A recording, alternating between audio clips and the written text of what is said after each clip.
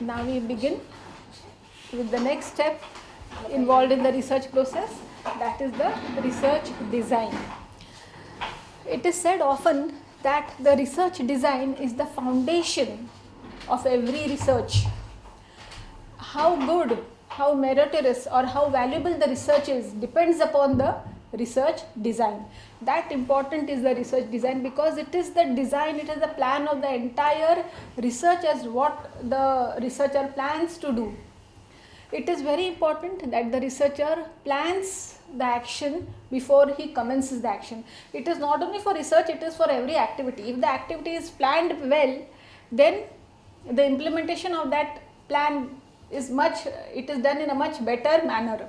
So it is not very exclusive or peculiar to research design, but it is important in the research design. The researcher has to know what he wants to do before. So research design is a plan of what the researcher is going to do. It is said that it is called as the blueprint. It is the blueprint of the research. Blueprint means just like an engineer, before he begins with actually building the building, he has got a blueprint. The architect and the engineer, they sit together and they plan very systematically as to how much they are going to build the area, what is the space, everything. Such minute details are filled in that plan. In the same manner, the researcher has to fill his plan with the minutest details. He cannot leave anything for option or on the spot. That is a very wrong practice. There are many errors in that. So it is a blueprint. The research design should contain all the steps of the research. That is all the 10 steps of the research. Identification of the problem, conceptual clarity, scope, the research design itself, tools of data collection, sampling technique, which technique he is going to use, what would be the objectives, what would be the method of interpretation or analysis, coding, decoding, everything has to be first chart out. So if we have the objectives with him, if we have the research problem with him, hypothesis with him, then he can plan that this is the objective for which I need this tool of data, I need this method of sampling. He can plan before. So he should have idea of what he has to do before. Not only this, the research design should also contain the time. He wishes to begin the research at what time, place, expenditure, whether he is going to self-finance or from where he is going to get the resources to conduct the research. So each and every minute detail has to be included in the research design. Another very important aspect is this, that the researcher can control all the phases of research. The researcher can control all the phases of research. This is a very important aspect, phases of research. What is the meaning of that? The research has got 10 steps, no? 1 to 10. Now, the researcher has to understand that which step is going to be more difficult, or what is the time limit he has to give, what is the expenditure he has to give, where he has to go for data of tool collection, or he has to go for interview or questionnaire. So it doesn't become a haphazard research if he has planned before. That is what is said, that he can control, beforehand only he can control the phases of research, that what time I should give for this stage, what expenditure I should give for this stage, when I should move on to the other stage, what are the problems of another stage. So he can control. If he is going for interview technique, he says, no, I am going to go for questionnaire. This cannot be done. You can understand or you can imagine what will happen to the information which has been collected. If tools of data are not proper, then how can the interpretation of the data take place? That is why we say that in research design, the researcher is in a better position to control all the phases of research. Because of this, the other point flows is that he can identify the problems. He can identify the problems because he knows what is to be done when, so he can understand what is his time, what is his capacity, what is his potential, what are the resources available. According to that, he can handle the future problems. So it is like a paper picture. It is like a paper picture. Paper picture for what? This paper picture forewarns him. He gets a forewarning. He gets a warning when he says that no, I am going to go in for interview technique. Okay, then interview technique, then whom he should interview? Then it is not possible for him to interview everybody. Then he has to engage assistants. Then what would be the questions? So it is to forewarn the researcher that this might happen, this might take place. So it is better to identify the loopholes beforehand so that they can be avoided or excluded, rather than facing the problems spontaneously on the spot. Then it is difficult for the researcher. It is very important that the researcher has a cool mind when he is actually conducting the research. If he is faced with the problems as to what to do, how to do, when to do, then his focus is diverted from the actual work to how the work has to be done. So this research design helps us to eliminate that particular aspect. So it is said that it minimizes the errors. The errors are minimized. It minimizes the error. Less scope of error. Social sciences, always some element of error prevails because variables cannot be controlled. But research design minimizes the errors. So now if the errors are minimized, obviously the value of the research is high. So it is an inverse proportion. Minimum errors, maximum valuation or significance or importance, because erroneous research will not get, it is not at all considered. It is called as a futile research.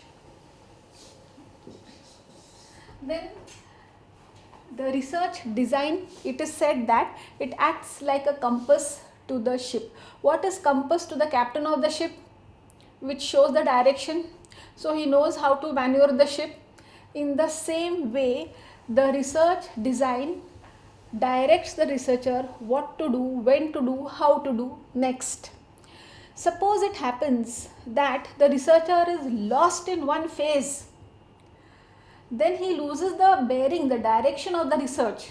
As this happens especially when the data is collected. Sometimes such huge amount of data is collected that the researcher is at a loss how to classify or arrange the data. Then if he has already planned in his research design how he is going to, what is the criteria he is going to use, it becomes very easy for him to come back to the research design. So it acts like a compass to the ship. How the ship is maneuvered according to the north direction, like that the direction of the research is reflected in the research design. Last and the most important is the research design enables the researcher first to complete his research. It helps the researcher to complete his research because he knows which step ends when, at what time. If he goes on endlessly with one phase of the research, then most probably he is unable to finish the research because the time schedule is there in the plan. So he has to stick to that time plan. Obviously he is able to complete the research. Second, it ensures, the research design ensures objectivity, neutrality and value, because errors are minimized. The plan is perfect, the action becomes perfect. Imperfect plan will always lead to imperfect action. This is the equation. So it is very mandatory for the researcher first to formulate excellent research design of his project, and the second step is this, that he has to follow it meticulously. it should not happen that a very well formulated research design takes place, but the researcher does something else. It is not, then there is no use. It is as good as not formulating the research design. So first of all, he has to formulate the research design well, and secondly, he has to follow it very, very meticulously. If he has written a particular thing, then he should follow it, because he has written that particular aspect when he was in an objective state of mind. When the process of research starts, then the researcher is so involved in the research that sometimes he is unable to think objectively. So when the research design is formulated, he formulates it with open mind, with calmness, and he has got an objective mind that this is possible, this is feasible. Like if he goes for an interview, then it is more costly, then why not questionnaire? So all these things he can assess beforehand if he has prepared a research design well. This is research design. Now, types of research design. It is said that there are types of research design. Actually, what is the research design depends upon the nature of the research. If the nature of the research is a particular nature, then the research then also will be of a particular aspect. So let us see very briefly what are the types of research design, or we can say types of research.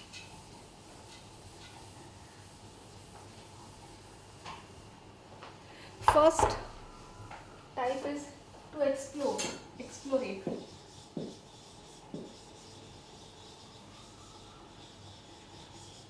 To explore. The objective of the research determines the nature of the research and the nature of research design. So the first research design is exploratory. That means here the objective of the researcher is to explore, to find out. Maybe a cause, maybe the law, maybe the limitations, maybe the application, maybe the exceptions, maybe the provisos. He wants to expand the application, restrict, or analogy, but it is to explore, is to find out which law would be better, which aspect would be better. So it is a matter to explore. The second one is experimental.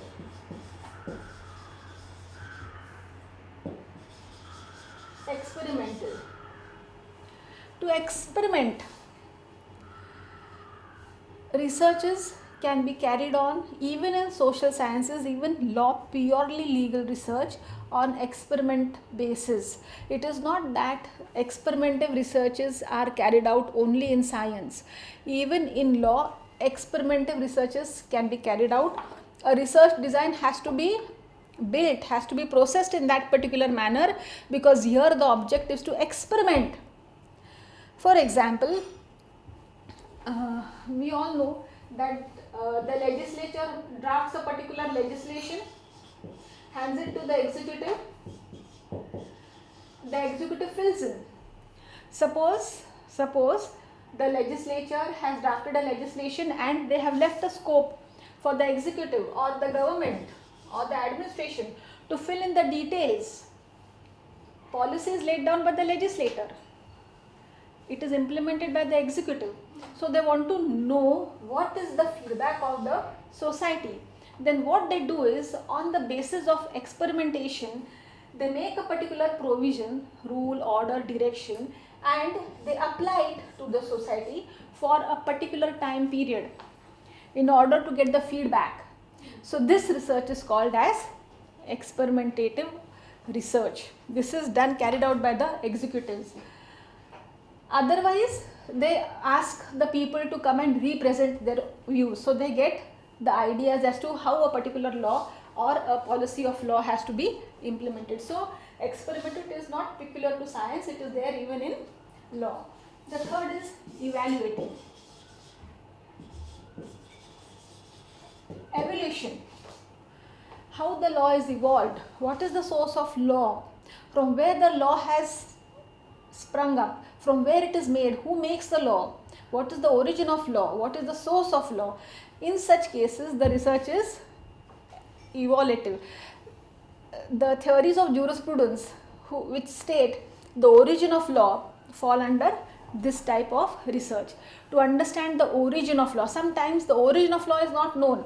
It is years back, it goes back even post-independence, pre-independence, even before that, the Mughal era, the Indian era, the East India Company. It is sometimes the researcher just wants to find out what is the origin of a particular law, whether it is from a particular religious book or tenets or custom. Sometimes it is from a custom, it comes to the legislature, it comes to a particular statute. So he tries to find out.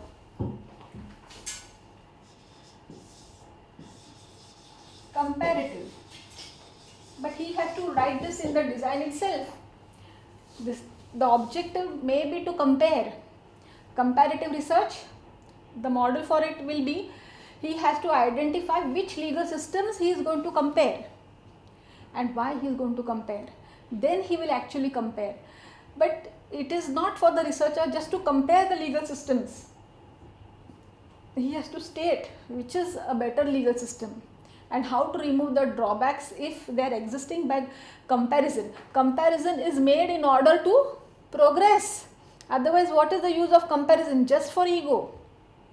It is to enhance one's own knowledge, betterment of the legal system, betterment of the society.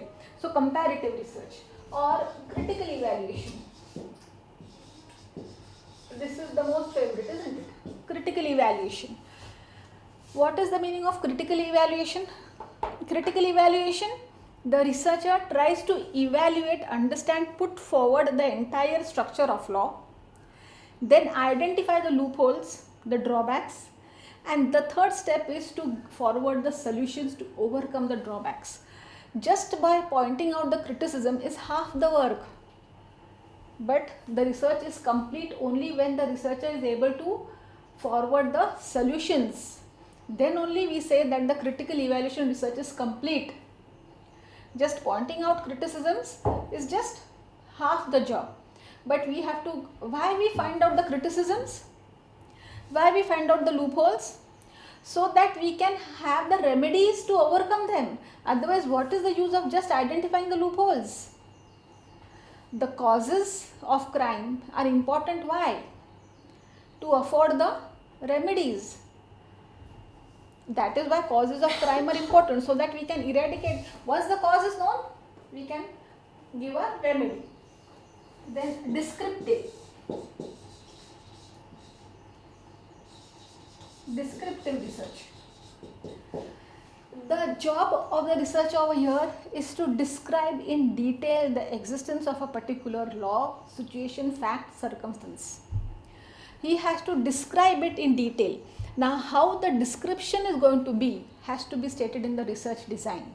What are the aspects of description of that particular statute? He is going to describe what? The origin, the source, the object, the validity, the exception, how many sections, how many amendments, which amendment was overruled. Each and every aspect of description has to be included in the research. After which he is going to write his concluding notes. After that, what has he described? He has described the entire structure of law in order to further the knowledge. So the reader gets at a glance the entire description of the entire statute. It is a substantive law, it is a procedural law, it has been amended so many times and in so many different places. This amendment is worthwhile, that was not. Like that, he has to give a particular description of every law. Formulative research. Formulative research. What is the meaning of formulative research? The researcher, he wants to conduct the research in order to put forward a new hypothesis which will be applicable in the later years. So he wants, it is just like analytical, he wants to analyze, he wants to describe, he wants to diagnose. Why? Because he wants to put forward a new format, he wants the formulation of a law. Like the other day, the researcher wanted to give a new draft. So it is formulative research because he is in favor of formation of another legislation. the entire draft has been prepared. So formulative, diagnostic,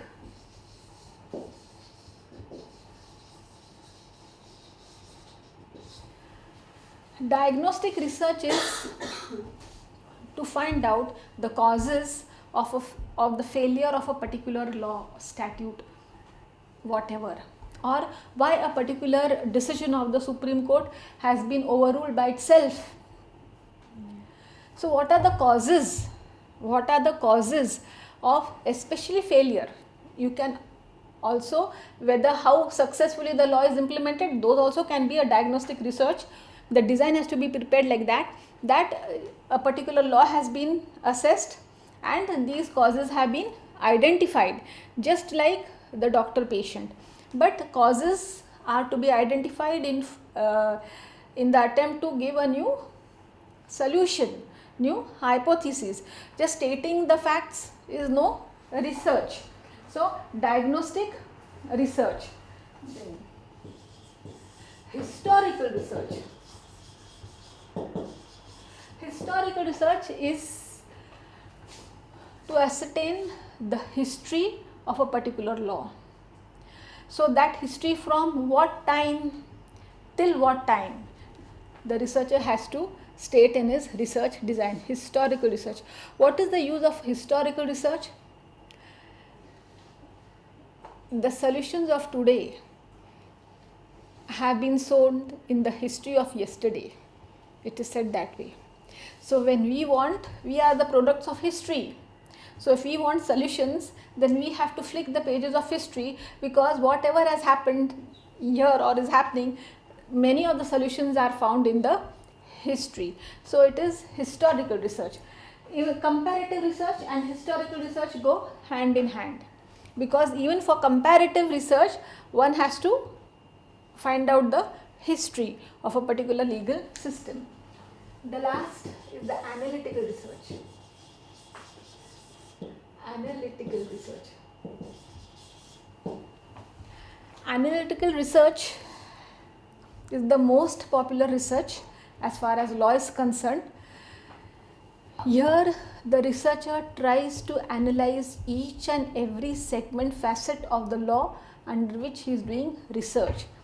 So it will not be wrong to say that many of the aspects are included in the analytical research. Analytical research, he has to have the criteria of analysis. How he is going to analyze the research? What is the factor which is going to use for analysis? Then he has to have classification, arrangement, rearrangement, ordering of the research, interpretation of the research. Then he will come to the analysis. Just one example, again Article 21. So suppose we want to do analytical research on Article 21, then we find out how and when this article was introduced, what is the nature of this article, what are the aspects which the article wants to give freedom or right, fundamental right. Then has the nature of this article changed? What was the interpretation of this article, say in the year 1950, A.K. Gopalan, and it was carried till what year? Then what has changed subsequently when Maneka has come? What are the facts which made the judiciary give a particular judgment in A.K. Gopalan? We call it as the restrictive approach. What are the facts which made the judiciary give just the reverse judgment in Maneka? So are these facts responsible to change the precedent? Then what was the compensation? Why again the facts have changed? Because which the judiciary started giving compensation? And what has happened when all the directive principles are introduced in Article 21? What are the facts which have made the judiciary to interpret Article 21 in such a manner? So all this will come under analytical research. Generally, we can stick only to analytical, or we can include the critical or evaluatory or historical. So two or three designs may be clubbed, because the objective may be analytical plus critically analyze a particular law. So it may happen that 2 or 3 nature of researches are clubbed together. It is advisable that in all the 9, all these 9 types of research design, it is advisable that the researcher uses analytical system in every research design. There is less scope for him to make mistake. Instead of following any other method, he has to have a logical presentation as to how he comes to a particular ascertainment of fact, or how he is going to gather the facts. So classification, ordering, arranging, interpretation is nothing but analysis. So he can use all these in any type of research design. It is mandatory for the researcher to follow the research design meticulously. I have said this, but sometimes it may happen that the researcher it may not be possible for the researcher to follow the research design. Then he can change the design. If circumstances are such that he is unable, suppose he wants to take interview of a particular person, and the person say has left India or has gone somewhere or is not available, then he can change the tool of data collection. But this is in exceptional cases where the situation, circumstances, events, facts have changed. This should not be a practice. It is only in exception, in very rare cases wherein he feels that he has to change. So that flexibility is available to the researcher because he himself has formulated the plan. But it is advisable to see that he sticks to the original plan. There are less chances that he may go wrong. This is research design. The next, tools of data collection.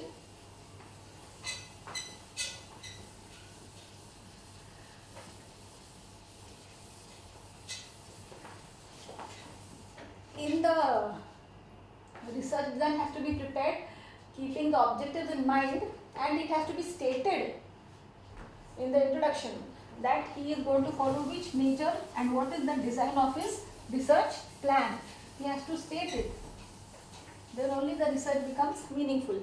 Tools of data collection. Tools of data collection are very vital because it is on the collection of this particular data that the entire research inferences are going to drawn.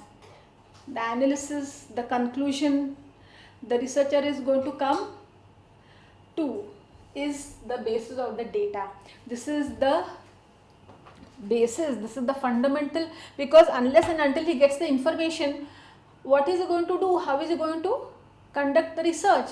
So tools of data means what are the instruments of collecting information. Information has to be collected very systematically and scientifically, because it is based on this information that the researcher is going to come to some resultant. It is on the basis of this data that he is going to be able to prove or disprove his hypothesis. It is on the basis of this data that the researcher is going to achieve the objectives. So data collection is very, very vital for the research. Secondly, it is the tools of data collection which determine whether the research is going to be empirical or doctrinal. Which type of tools the researcher is going to collect, the nature of the research is decided accordingly. So there are two tools of data collection. One is the primary source and the other is the secondary source of data collection. Primary source of data collection means the researcher has collected the data for the first time. Means that data has not been used by any other researcher. The researcher himself is going to utilize the data for the first time. That is called as the primary sources of data collection. Secondary sources of data collection means the data has already been collected by somebody else and the present researcher is going to reuse he is going to use it for the second time. But this doesn't hamper the creativity, because even though he uses the data for the second time, he is going to create a new data with the help of the already established data. So that is called as the secondary sources of data collection. First we will deal with the secondary sources of data collection. Secondary sources of data collection means that data which has already been collected by somebody else. So the best secondary sources of data are the textbooks. Textbooks, most authentic. Then we have reference books. We have journals. We have articles. You get citations, no? Articles. So we get information through the journals, we get the information through articles, we get information through CAD, Constitutional Assembly debates, or drafts, or bills, statutes, acts. Act also becomes a source of secondary data. Statutes, acts, newspapers, whatever cuttings, clippings are used, newspapers. And the main source of data collection for today is the internet. Data is easily available at the click of the fingers. So internet is a very good source of secondary data. Yes? Precedents, yes, case laws. Case laws also are sources of secondary data. Precedents, very good source of secondary data. When the judge listens to the arguments and formulates a decision, then he is acting upon the empirical data, because he is actually collecting the data and interpreting. But when the case law is used, then it becomes a secondary source of data for us. It becomes a source of secondary data for us. The entire secondary data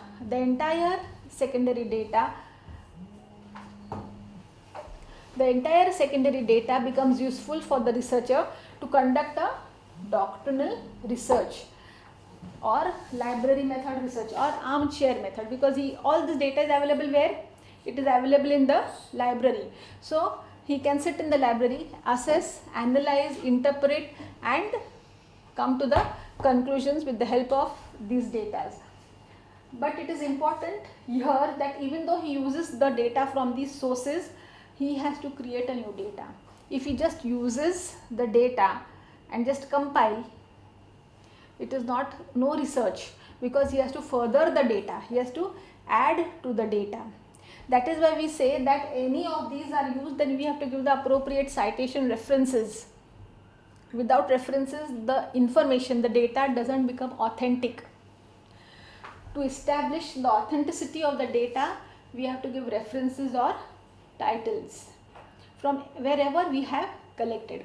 So apart from this, any data which has been recorded or written or published or printed prior to the commencement of the researcher and not done by him is called as secondary data.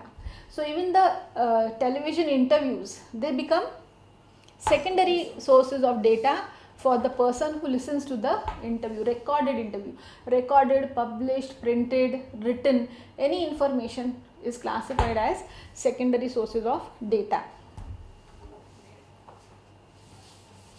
Primary sources of data. Primary sources of data are only three, because first time the information is collected. The first one is the interview technique.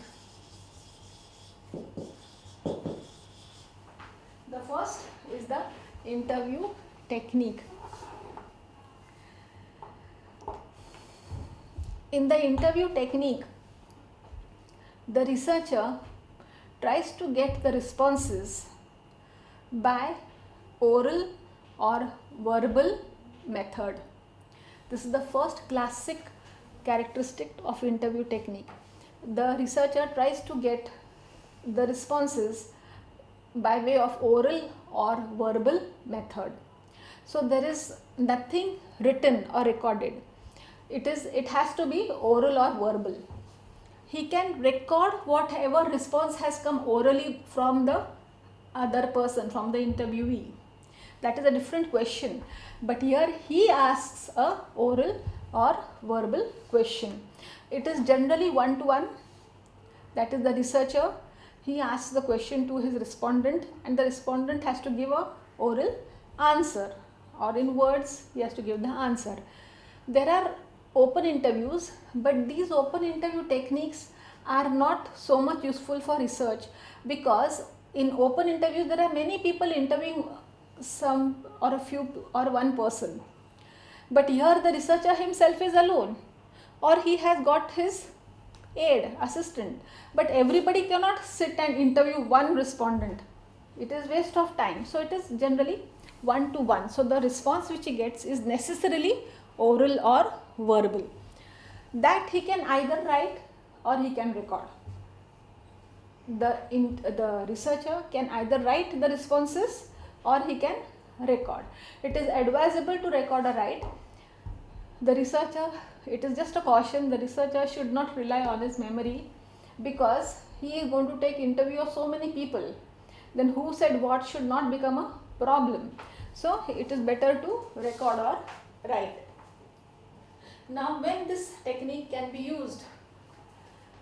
This technique can be used when the researcher himself is very skilled, because interview technique, even though it seems easy, it is very difficult for two aspects. One is to collect the information, to put such questions wherein he can cull out the information, and the other problem is to interpret the information which he has collected.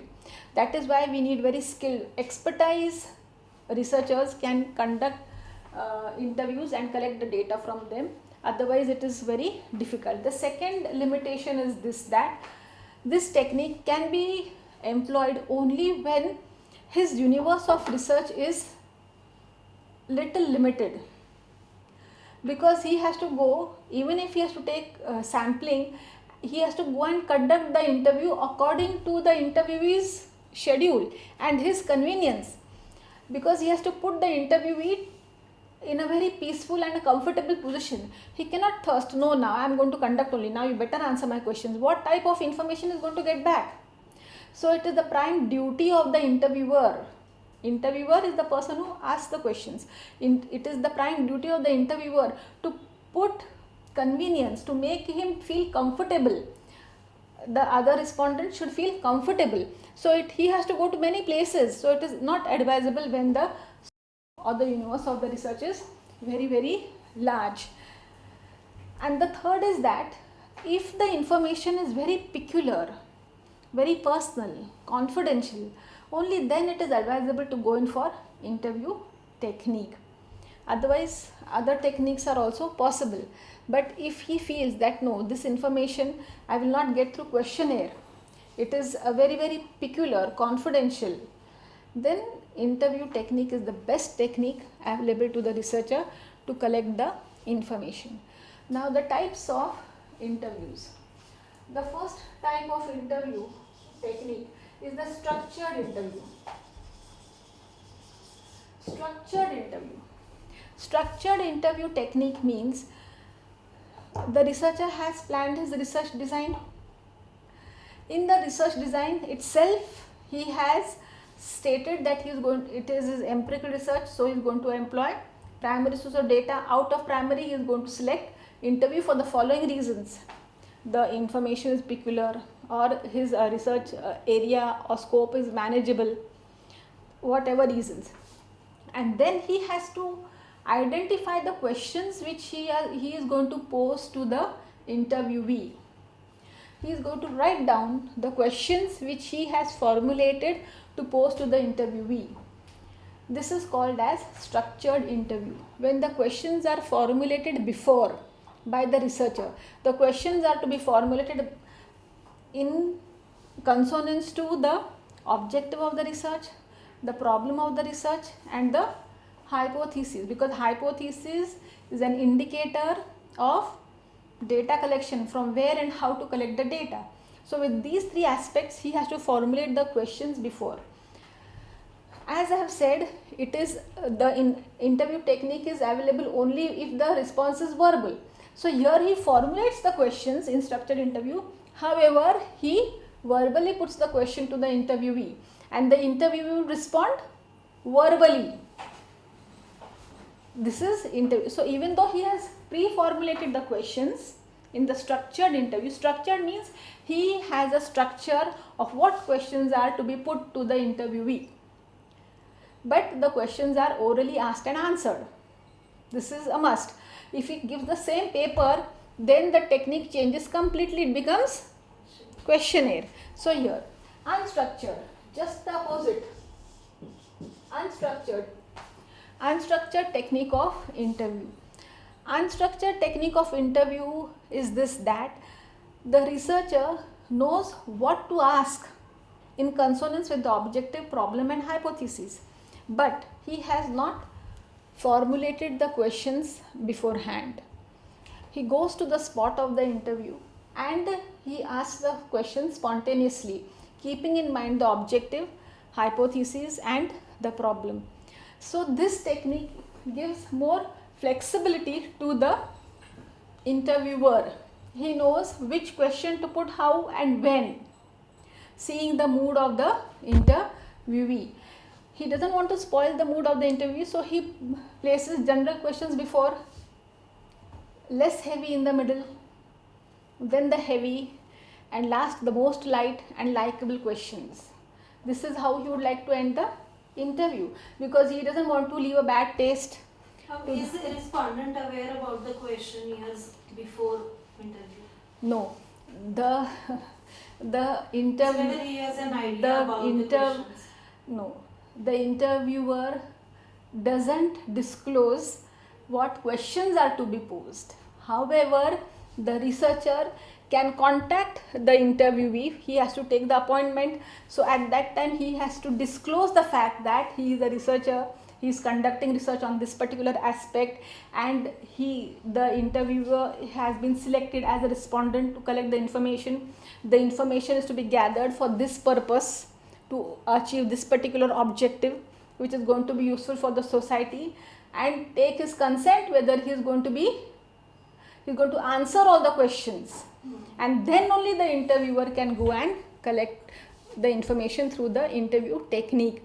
However, the questions should not be disclosed to the interviewee, for the simple reason that is afterwards, but because the question has come, that is afterwards.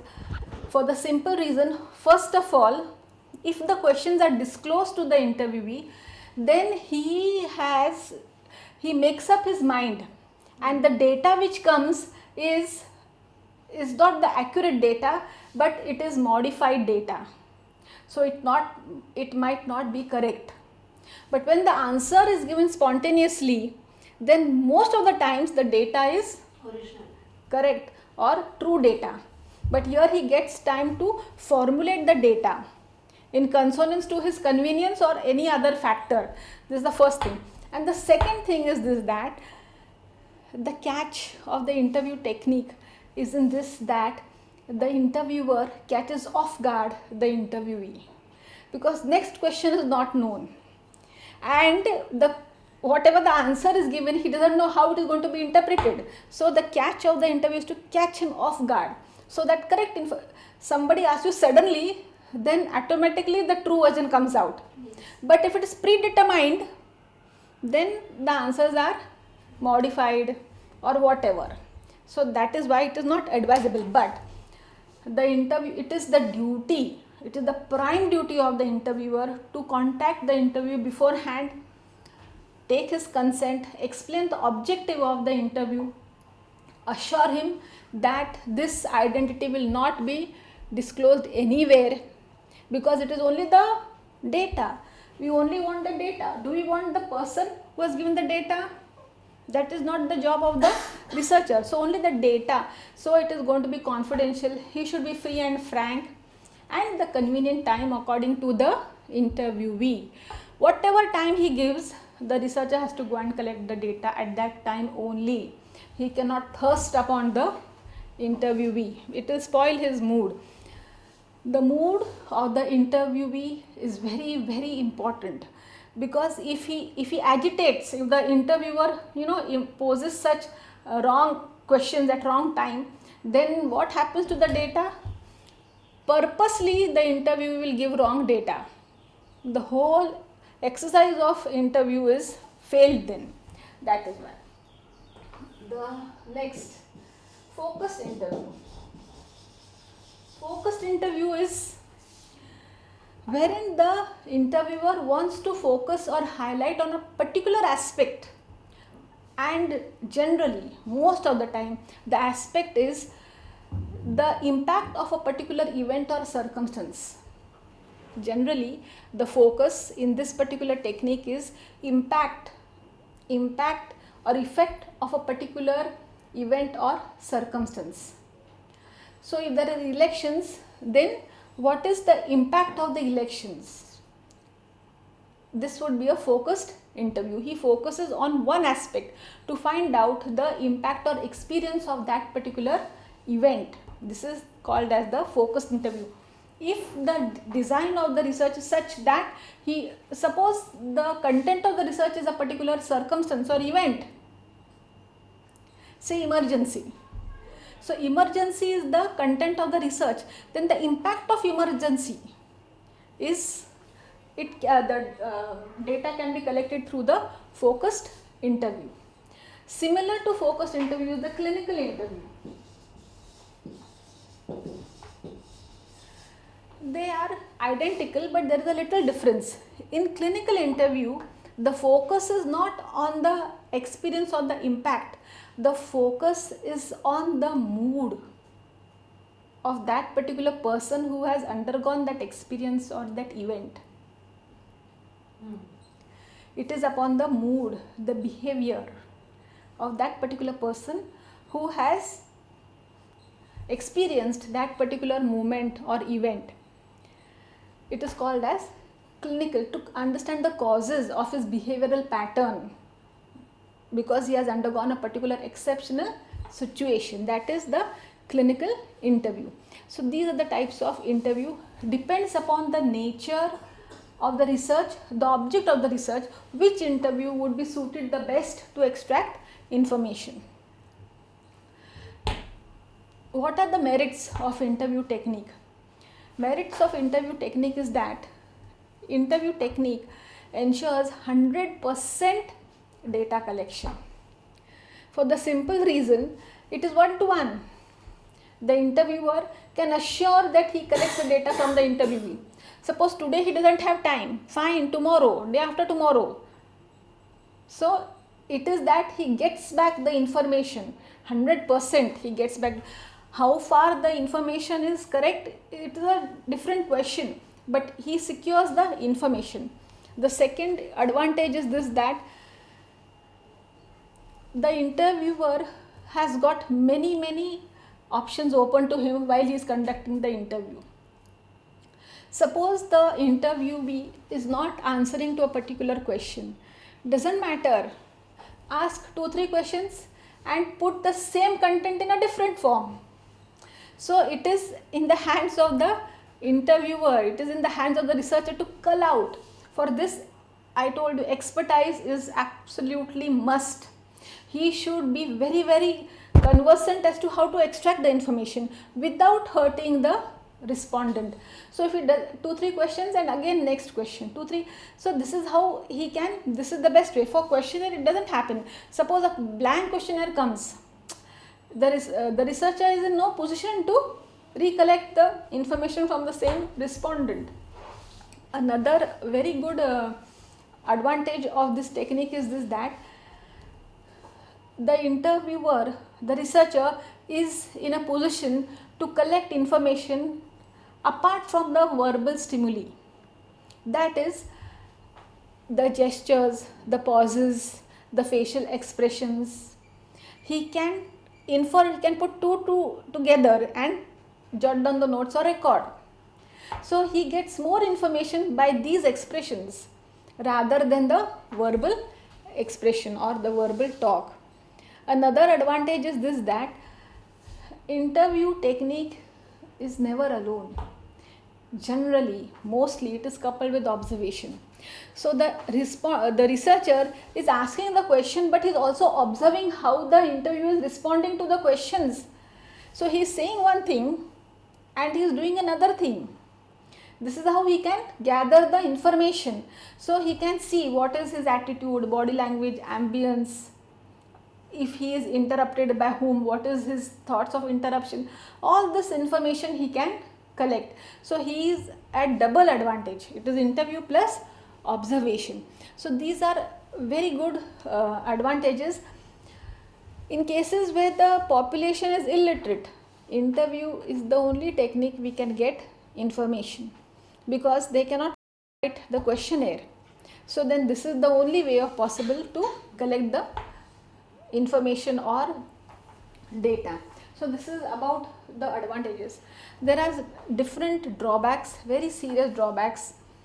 Some of them are that it is very costly. Interview technique, because the interview has to travel from this place to that place to that place. It is very difficult for the interviewer, so it is costly. It is not only costly, it is time consuming. So one interview may last 1 hour, 2 hours, depending upon the interviewee and the interviewer.